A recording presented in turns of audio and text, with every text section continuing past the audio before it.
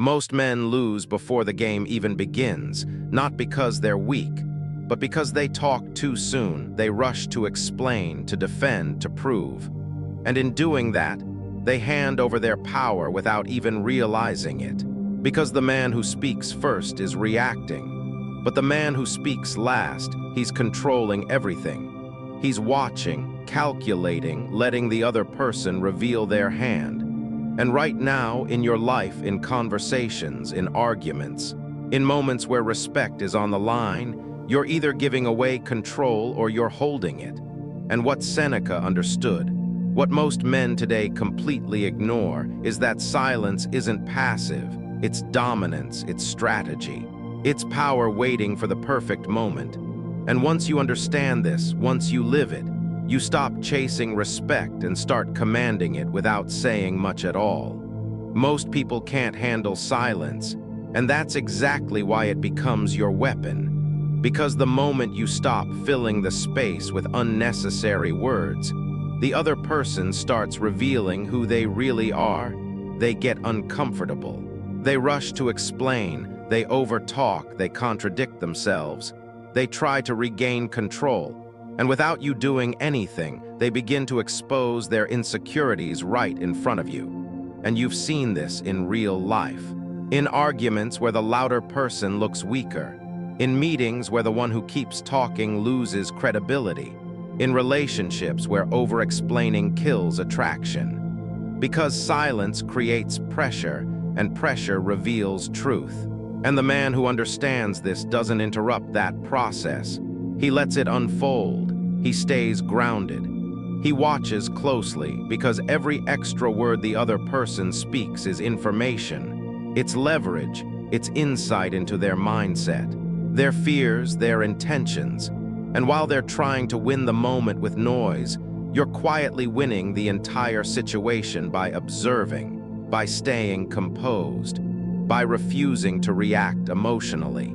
And that's the difference between a reactive man and a dangerous man. One tries to control the conversation with words. The other controls it with presence. And presence doesn't need volume, it needs stillness. It needs discipline. It needs the ability to sit in silence without feeling the urge to break it.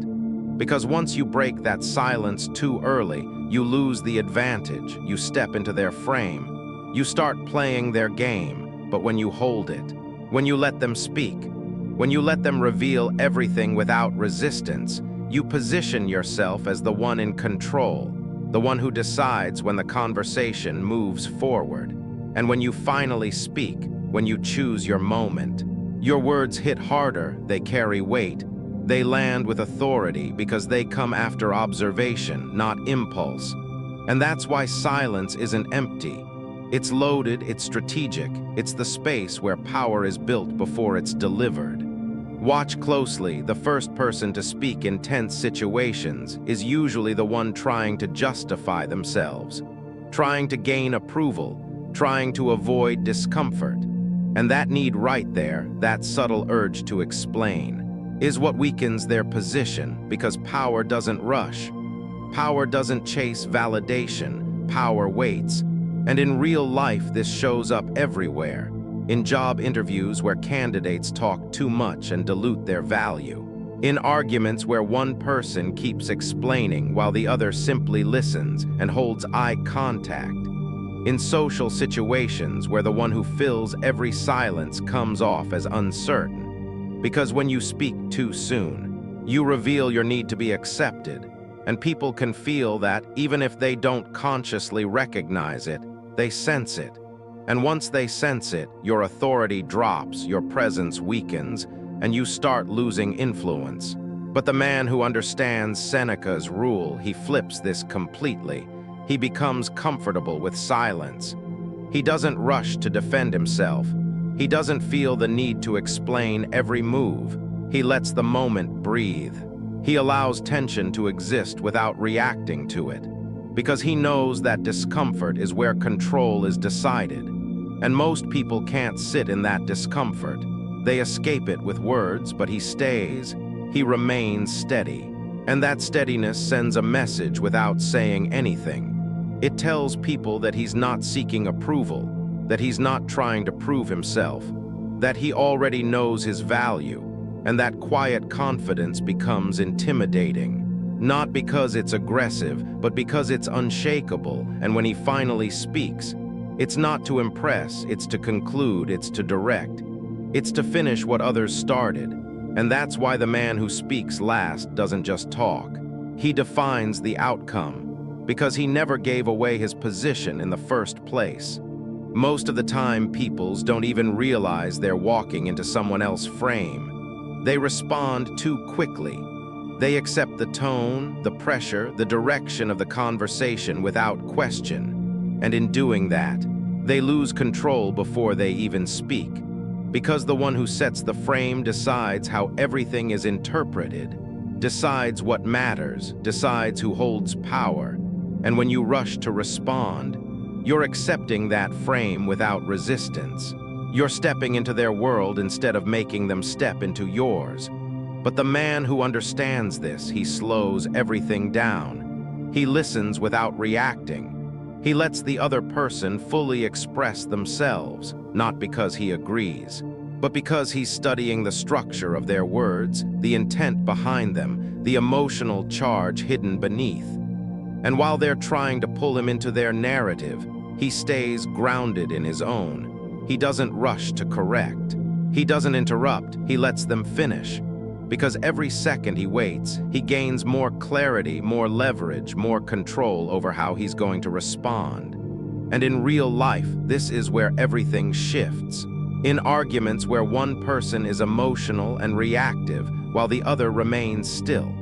In negotiations where one side keeps pushing while the other simply observes. In social dynamics where people try to test you and see if you'll react. And most men fail these moments because they feel the pressure to respond instantly. But pressure is exactly what you're supposed to resist. Because the moment you slow down, the moment you refuse to be rushed, you break their frame. You create your own space, your own tempo, your own authority, and now they're the ones adjusting to you. Now they're the ones wondering what you're thinking, what you're going to say, and that uncertainty gives you control. Because when people don't know your next move, they start second-guessing their own, and that's where influence begins, not in speaking more, but in holding back until your words can reshape the entire situation. And when you finally speak, it's not a reaction, it's a reset. It's a shift in the frame that pulls everything back into your control. Words are cheap when they're rushed. When they're thrown out too quickly, they lose impact. They blend into the noise. They become just another reaction in a world full of reactions. But when you hold your words, when you wait, when you let silence stretch just a little longer than most people are comfortable with, something powerful happens. Your words gain weight.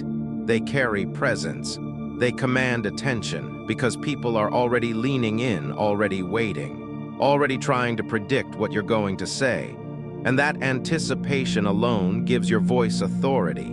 And you've seen this before, in a room where everyone is talking and one person stays quiet. And when that person finally speaks, the entire energy shifts.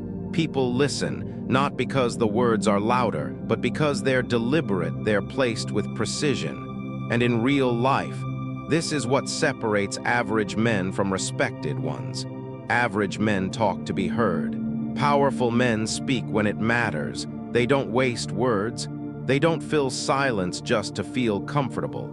They understand that timing is everything. And when you speak last, you're not just adding to the conversation, you're concluding it. You're shaping how everything that was said before you is understood. Because the final word lingers, it stays in people's minds longer. It defines the takeaway. And when your words are backed by patience, by observation, by emotional control, they hit differently, they don't feel reactive. They feel intentional, and that intention is what people respect. Because anyone can talk, but very few can hold back. Very few can resist the urge to jump in. And that restraint is what builds authority. It shows discipline. It shows confidence.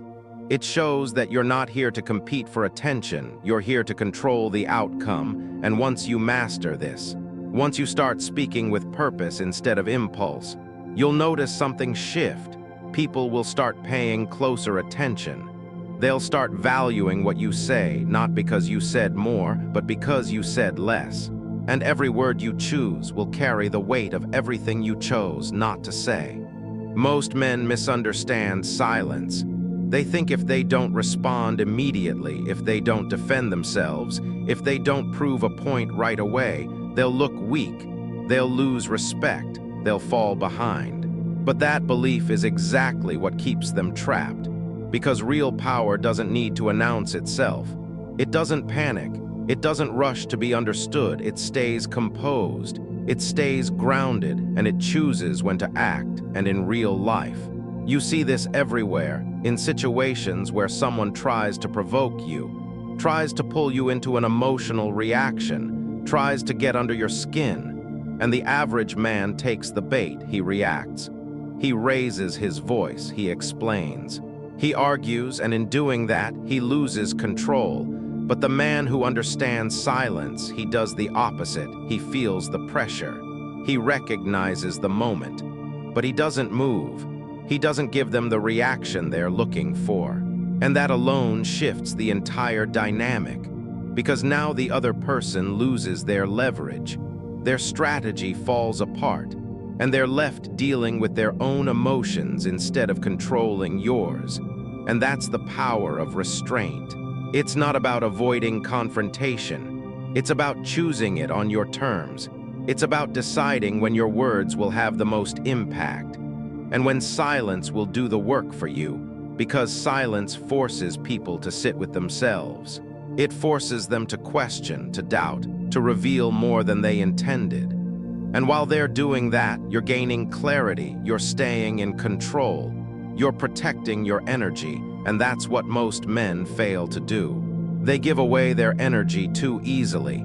They let others dictate their reactions. But once you master this, once you become comfortable in silence, you stop being reactive.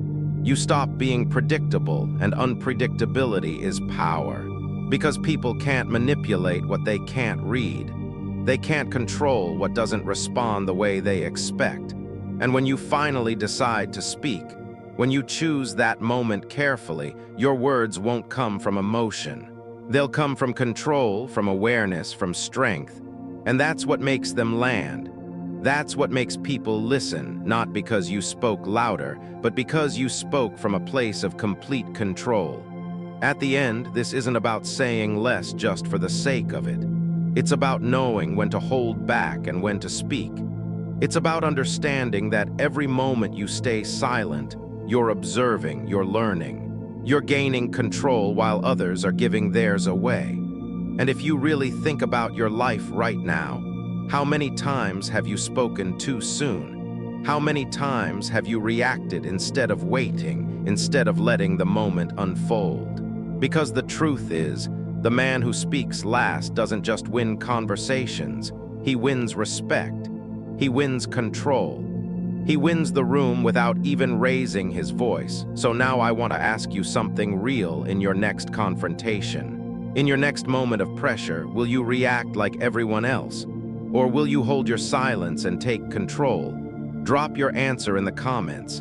And if this hit you, if this shifted the way you see power, subscribe to Stoic Spark. And stay tuned, because the next lesson might be the one that changes everything.